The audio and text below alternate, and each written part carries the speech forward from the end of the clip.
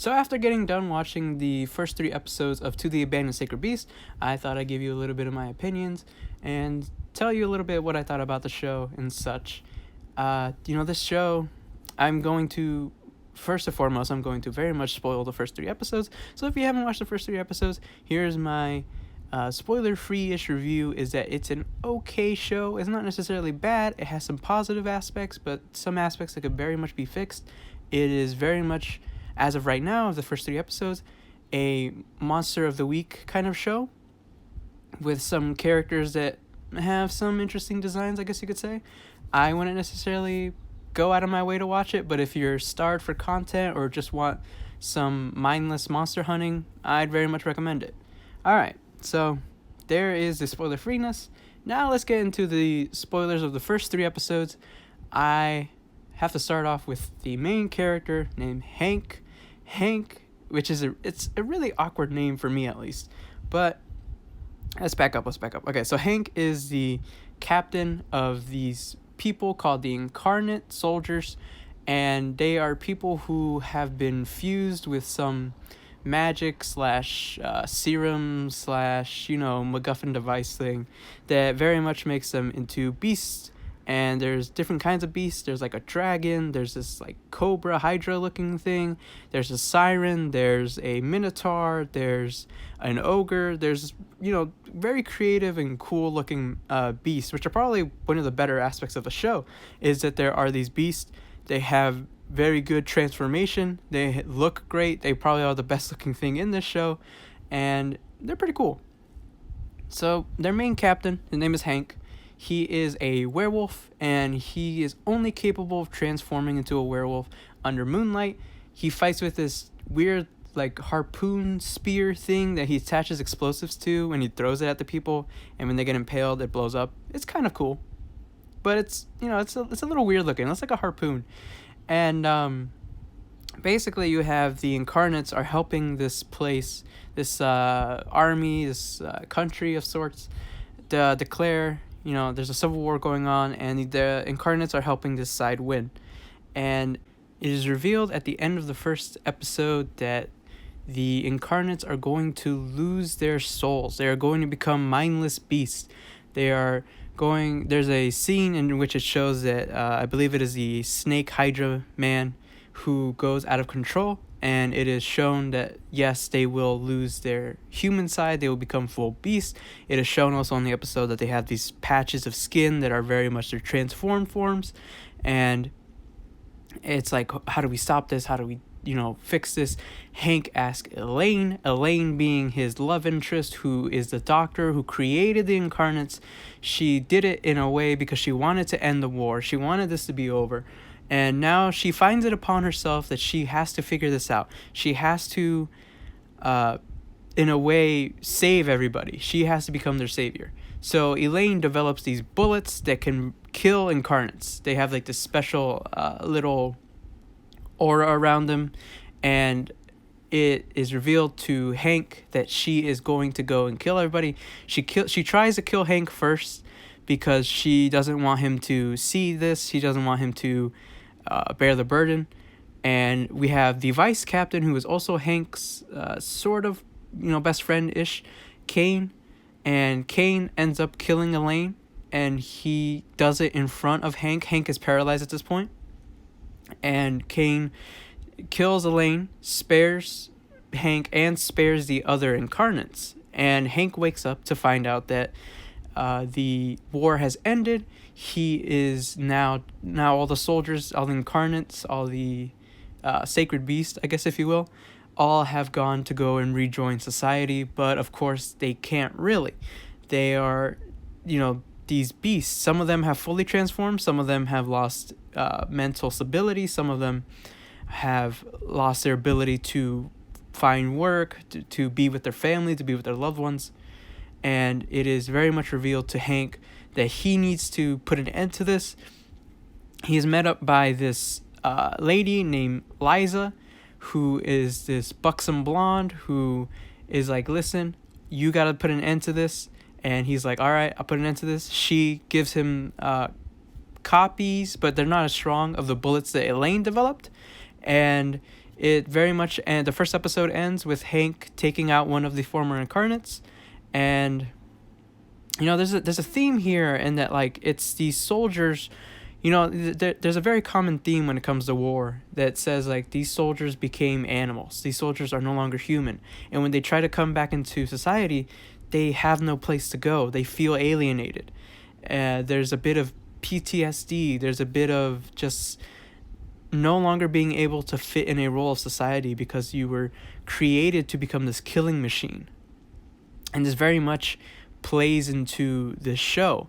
There is a scene in the second episode in which one of the incarnates asks the captain, would it have been better if we died as heroes on the field? And, it hits you. It makes you realize, like, oh my God. Like, it's hard on him. It very much is hard on Hank to go around and kill his comrades, kill the people that he considered a family.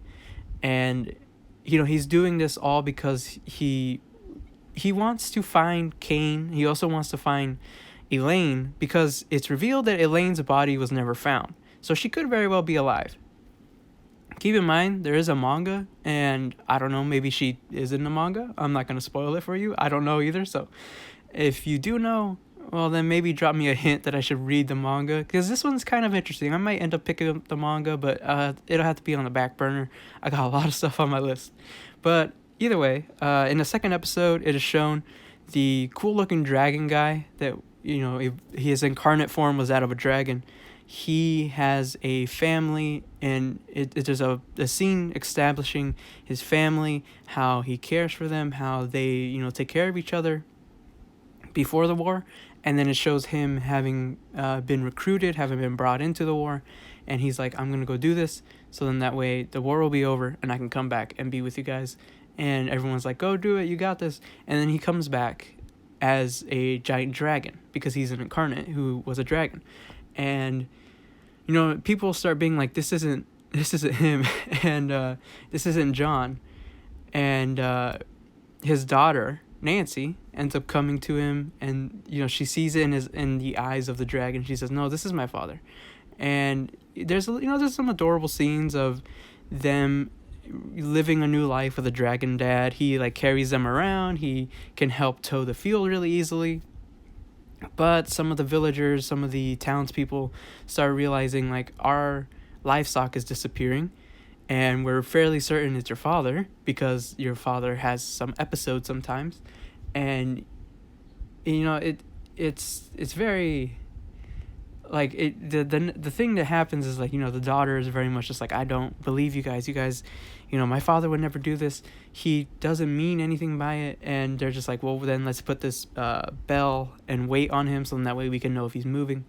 And then it is shown later on that Hank ended up coming to this village, this town, and he ends up killing the dragon, Mr. John. And the daughter is very upset with him. She remembers him wearing this white cloak, or this white coat. So she goes around with a rifle, looking like a badass, going around saying, like, where is the man in the white cloak? I'm going to kill him. She eventually meets up with him, and she's like, why did you do it? You killed my father. And he very much is explaining it to her, saying, like, I didn't want to do it.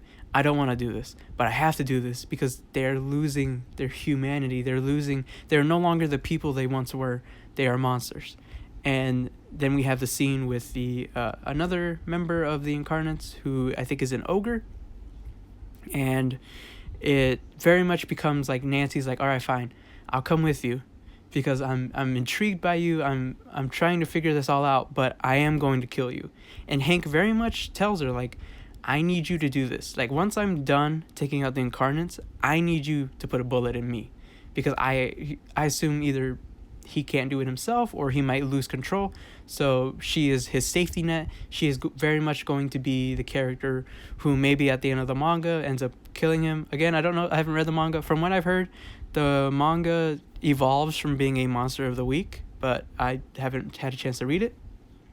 And then come the third episode, we have the Minotaur, or like the it's like a Minotaur Centaur hybrid, I would say, because he has horse legs and such, but he has a bull man top, and It is shown that he is building this giant fortress because he's preparing for when the enemy comes, and everyone in the city and the town is just like, there is no more war. What is wrong with this guy? And he's just sitting here looking crazy. It's very much just like he is suffering. He still thinks the war is happening, very much like in Rambo. Like, he thinks the war is still going on, and he's panicking, and he needs his captain to come in and tell him, like, the war's over, go home.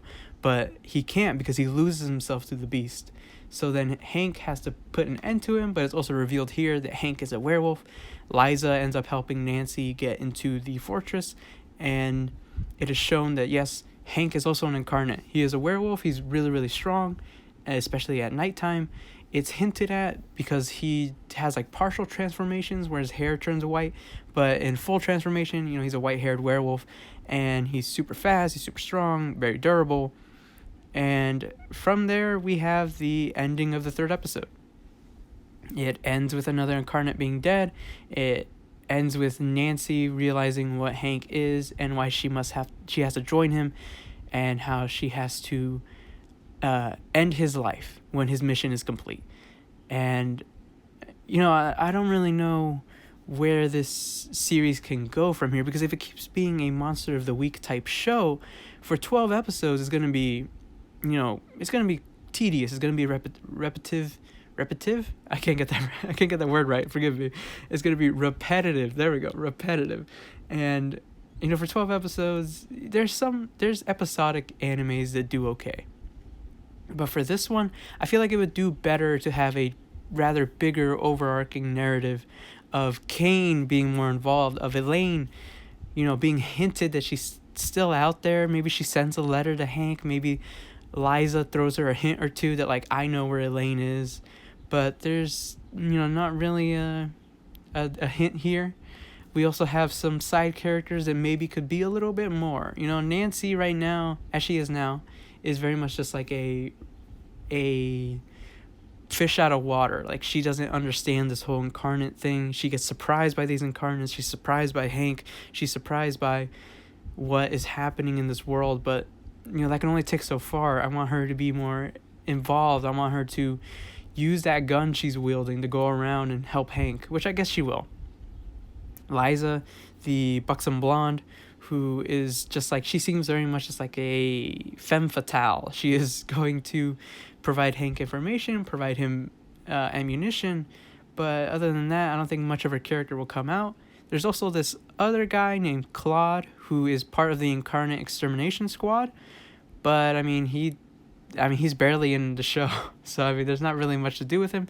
The Incarnate soldiers are very interesting, I will say. Some of them have some okay backstories, but the problem is that if you're just going to introduce them to kill them, what is the point of being invested in them?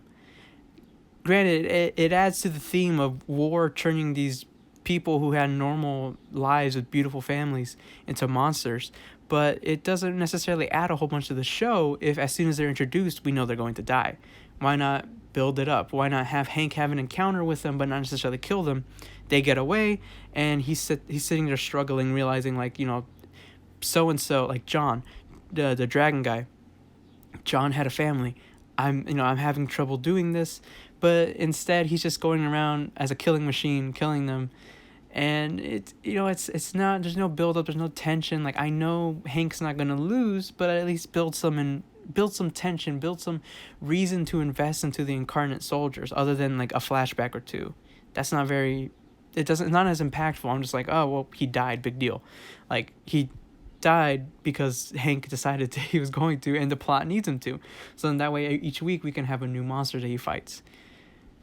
I'm sure there will be a turning point in this anime where, like, it evolves past this formula, and towards the end there'll be like a 3-episode arc to end off the series, but also have a little bit of like, hey, go check out the manga, hey, maybe we'll get a season 2 kind of thing. Visual wise, the show is okay. It's not anything crazy. Backgrounds are drab and dark and ugly looking, I'll admit. Incarnates are cool looking. I like the way the Incarnates look. Some of the fighting is okay. It's not necessarily the greatest, but it does its job. And yeah, I think that's about it. That's all I can really say about the first 3 episodes. Haven't finished the entire series, obviously, because it hasn't aired at this point. Only watched 3. Maybe I'll finish it. Right now, I think I'm going to put it a little bit on the back burner, wait till a few more episodes come out and binge it. But yeah, that's all I got to say about To the Abandoned Sacred Beast. Thanks for listening. Have a great day. Check the links in the description and subscribe for future rambles.